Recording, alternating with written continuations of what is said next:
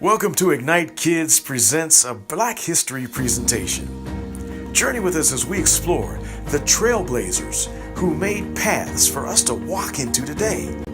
We will honor Black excellence and the powerful contributions made by African Americans all throughout history. Join our hosts Kishana Beasley, Monica Caldwell, and co-hosts Mackenzie and Layla. Special guests include IGNITE Kidz 1 to 12 and a special tribute in loving memory of one of our very own Macedonian trailblazers. So sit back and get ready to be reminded of the selfless African Americans who blazed paths for the entire world to see.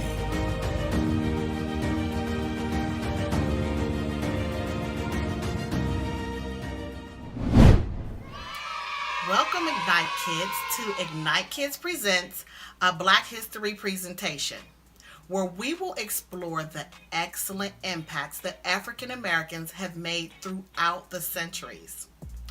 If you remember in Litmus, we were reminded that we were the light of the world. Well, there is no doubt that the persons that we will present today have let their light shine for the entire world to see. Isn't that right, Miss Monica? That's right, Miss Kishana. Hey, IGNITE Kids! I hope that you are ready to discover the impact that African Americans have had for centuries and the many benefits that their contributions have made for you and I today. But before we begin, can you please share this special presentation with someone you think might want to take this journey through time with us? We are going to check in with some powerful people who have blazed the trail for you and I. They're going to tell us how letting their light shine has helped all of us. Are you ready? If you are, go ahead and type "Let's go" in the comments section. Let me check and see if you're ready. It looks like you're ready. So let me introduce our two co-hosts for this evening, Layla and Mackenzie. And now Layla will take it away. As we mentioned, African Americans have been making positive contributions throughout centuries. It's impossible to cover them all in this one presentation. However, we hope this inspires you to do your own research beyond the month of February. That's right, Layla. IGNITE Kidz, after this presentation is over, head over to our Facebook page and download more fascinating facts and activities about Black History Month. In the meantime, let's take a look at a few trailblazers that paved the way for others. This is called our Then and Now section. In other words, what they did back then allows us to do what we're doing right now. Let's take a look.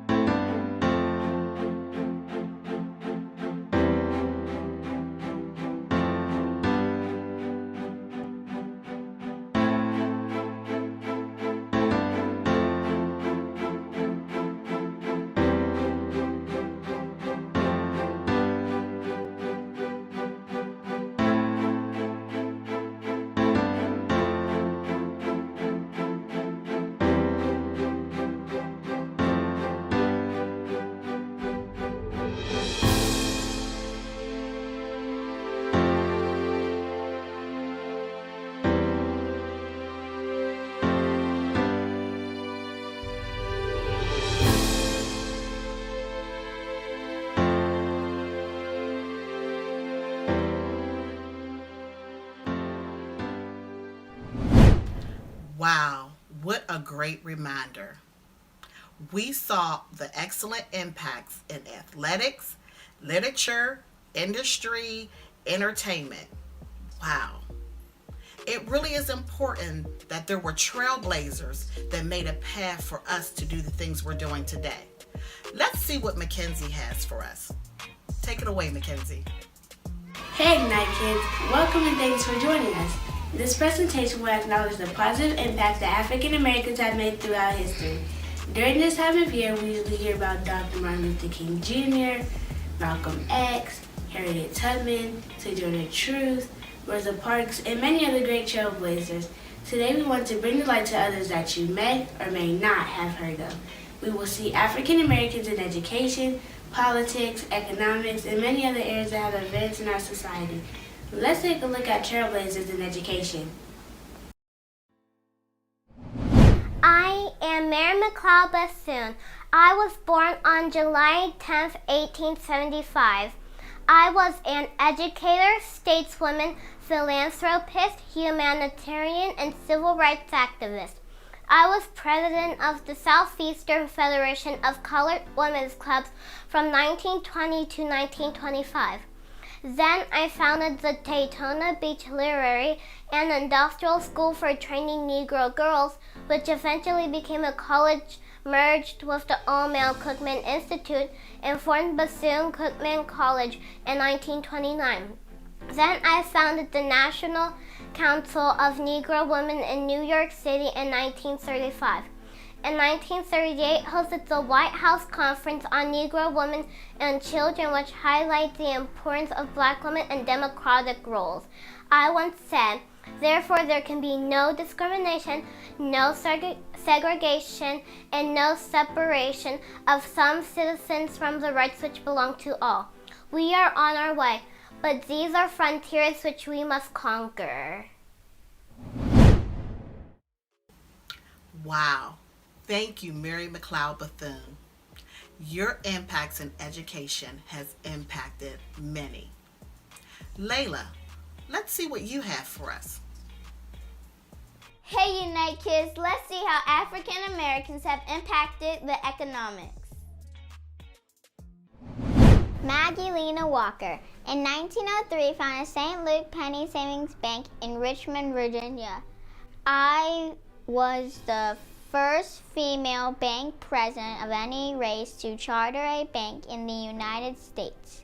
I was a chairman of board of directors when the bank merged with two other banks to become the first consolidated bank and trust company. I said, let us put our money together. Let us use our money. Let us put out our money and usury among ourselves and reap the benefit ourselves. Black Wall Street, Greenwood, suburb of Tulsa, Oklahoma, 1906 through 1921. One of the most successful black economies in American history, O.W. Gurley, a wealthy African American from Arkansas, moved to Tulsa, purchased over 40 acres of land, and sold to other African Americans in 1906. During oil boom of the 1910s, area of northeast Oklahoma around Tulsa flourished. Tulsa Race Riot in 1921, a two-day massacre of hundreds of black residents started by a white mob. Over 800 people admitted to an area hospital, estimated 10,000 homeless, 35 city blocks housing, 1,256 residences destroyed, and 600 successful businesses lost.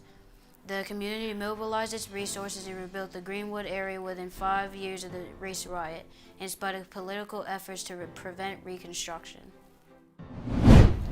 Yes, mobilizing our resources. A great reminder, there is nothing we can't do when we unite. Do you remember a politician telling us something about that? They had a slogan, yes, we can. Let's take a look. Hi, I'm President Barack Obama. I served as the 44th President of the United States from 2009 until 2017. I am the first African American president. Also, I am the first president to be born outside the contiguous United States. In 2010, I enacted the Affordable Care Act, often referred to as Obamacare. It was designed to increase health insurance quality and affordability, reduce costs of healthcare, and lower the uninsured rate by expanding insurance coverage. I'm the first African American president of the Harvard Law Review, and I negotiated and normalized U.S. relations with Cuba in 2015. Again, I am your 44th President, Barack Obama. Wow, what an amazing contribution. So many have been a light of hope and a trail for us to walk in. Light is always present. Canadian American inventor and engineer, son of former slaves from Kentucky, who escaped through the Underground Railroad to Canada. Although a great sacrifice, my parents sent me to Edinburgh, Scotland. I studied mechanical engineering. I was noted for 57 U.S. patents. Most involved the lubrication of steam engines. I am Elijah McCoy. I am American civil aviator Bessie Coleman, also known as Queen Bess. I'm the first woman of African American and Native American descent to hold a pilot license. In 1921, I received my international pilot license in France because no flight school in America would train a code woman. I desire to speak to audiences, children, to inspire them to get involved in the flight industry. In 1926, I fell to my death while practicing for one of my famous stunt shows. Evidence later indicated my plane may have been tampered with. I was inducted into the National Aviation Hall of Fame in 2006. I'm Benjamin Banneker, a free, self-taught African-American mathematician, astronomer, almanac author, and farmer. At age 15, I took over the family farm and created an irrigation system to control the flow of water to the crops. I authored a series of almanacs. I am Madam C.J. Walker, the first Black female self-made millionaire. In 1993, I was inducted in the National Women's Hall of Fame. I made my fortunes by making hair products for Black women. I am Carter G. Woodson, born December 19th, 1875. I was a journalist, historian, and author. In 1903, I earned a BL degree from Berea College. I authored The Miseducation of the Negro in 1933, one of the most important books of the 20th century. I established the Journal of Negro History in 1915. I launched the celebration of Negroes History Week in 1926, eventually expanded and renamed Black History Month. Greetings. My name is Joan Higginbotham. I'm an engineer and former NASA astronaut. You may recognize my Jemison. She is the first African American woman to ever go into space. I am the third. Also, in my 9-year tenure at Kennedy Space Center, I actively participated in 53 space shuttle launches. Another fun fact, I logged 308 hours in space with the crew members of STS-116. My primary task was to operate the space station remote manipulator system. 10, 9, 8, 7, 6, 5, 4, 3, 2, 1. Blast off to Black History. Isn't this amazing? I'm learning so much. Let's take a look at other trailblazers because I want to know more. Hello, my name is Ida B. Wells. I was a journalist, newspaper editor, suffragist, sociologist, and feminist. I was a leader in the civil rights movement. I was also active in women's suffrage and rights. In 1887, I sued the Chesapeake and Ohio Railroad Company for $500 and won, but had my case overturned by the Supreme Court of Tennessee. I bought a portion of a Memphis newspaper, the Free Speech and Headlight, and used my platform to champion African American civil rights.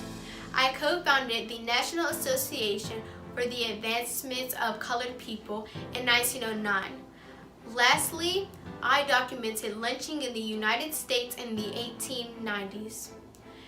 I wrote that it was often used in the South as a way to control or punish black people who competed with whites. I am Fannie Lou Hamer, voting rights activist, civil rights reader, and philanthropist. I worked for the Student Nonviolent Coordinating Committee, the SNCC. I helped poor and needy families in my Mississippi community. Political activist and revolutionary. I co-founded the Black Panther Party for self-defense in 1966. I overcame illiteracy and attended Merritt College and the University of San Francisco School of Law. In 1980, I earned a PhD in social philosophy from the University of California, Santa Cruz. I fought for freedom, full employment, decent housing, education, and military exemption for African Americans. I sponsored a free breakfast program for children, sickle cell anemia test, free food and shoes, and a school. I was shot and killed in Oakland, California, August 22nd, in 1989. I am Huey B. Newton. This is amazing. African Americans have always been a light. Although we have explored the contributions of those nationally, I think we should honor an amazing light that we have experienced locally. There are many trailblazers right here in our own backyard. To be exact, there is one located right here in the Hill District in the city of Pittsburgh. Let's take a look at a legacy member from Macedonia Church of Pittsburgh. It's now time for us to honor the memory of a Macedonia legacy member who blazed the trail in the city of Pittsburgh. This special trailblazer tribute goes to legacy member Miss Willa Kitty Chandler of the Hill District of Pittsburgh, who was 101 years old. Miss Kitty, as she was affectionately known, was the first African-American meter-maid police officer of Pittsburgh, and she wore badge number 1. She later retired from the Prothonotari's office, and in 2009, on September 15th, it was declared Willa Kitty Chandler Day in the city of Pittsburgh. She was given the key to the city for contributions to society, and she was presented with a resolution. A lifelong legacy member of Macedonia Church of Pittsburgh, Miss Willa was a faithful member of the trustee board, gospel chorus, and numerous other ministries over the years. So please help us in honoring the memory of Miss Willa Chandler for blazing the trail in Pittsburgh.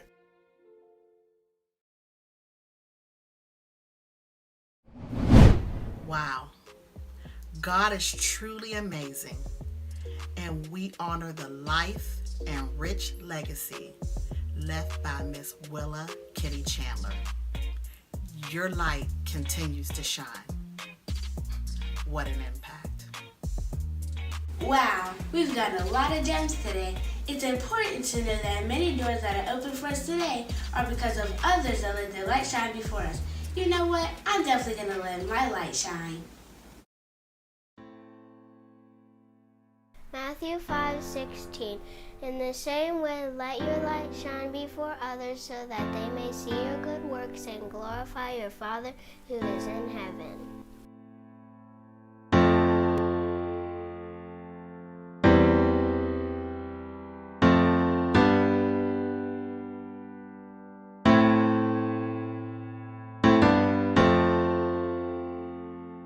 when day comes. We step out of the shade, aflame and unafraid.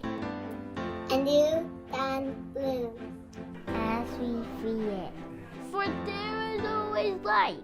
If only we are brave enough to see it. If only we are brave enough to be it. For there is always light, if only we're brave enough to see it, if only we're brave enough to be it. I'm brave enough to be it. I'm brave enough to be it. I'm brave enough to be it. I'm brave enough to be it. I'm brave enough to be it. I'm brave enough to be it. I'm brave enough to be it. It is awesome to know that the light was always there. For the Bible declares that God said, "Let there be light," and there was light. He gave us such a powerful tool to drive out darkness. Wouldn't you agree, Miss Kishana? Yes, Miss Monica. It seems as though God is continuing to remind us that He is the light. And as He continues to guide us, we can be brave enough to be it. As we continue to seek God in this season, don't forget our corporate fast that will start this Wednesday, the 24th. The theme is Living Water. Ignite Kids, I know you have your water bottles ready as we go in as a corporate body to seek the face of God. In addition, Ignite Kids, don't forget to go to our Facebook page and download the additional activities regarding Black history. I hope this presentation has ignited a flame in you and reminded you to blaze the trail that God has set before you by being brave enough and being the light. God bless.